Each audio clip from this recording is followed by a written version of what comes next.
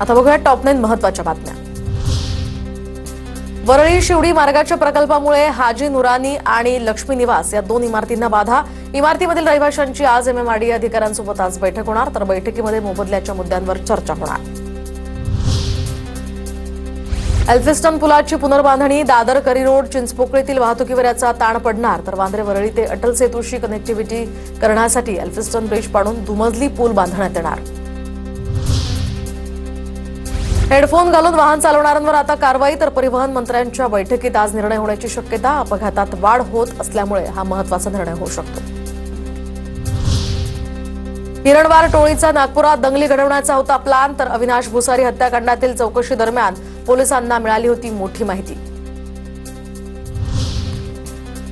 विदर्भात मेघगर्जना, वादळी वाऱ्यासह पावसाची शक्यता। अमरावती, गडचिरोली, गोंदिया, नागपूर, वर्धा, वाशिम आणि यवतमाळ जिल्ह्यांना अलर्ट, तर विजांचा कडकडाट आणि ताशी 50 ते 60 किलोमीटर वेगानं वादळी वारे वाहण्याची सुद्धा शक्यता।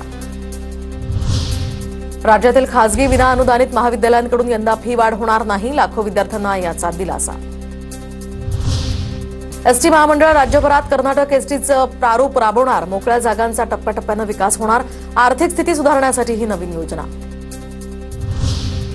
राज्यामध्ये आरटीईच्या 22,000 जागा रिक्त, प्रवेश प्रक्रियेसाठी प्राथमिक शिक्षण संचालनालयानं आता दुसऱ्या फेरीसाठी 27 एप्रिलपर्यंत मुदतवाढ दिली होती। 86,440 जागांवर प्रवेश निश्चित।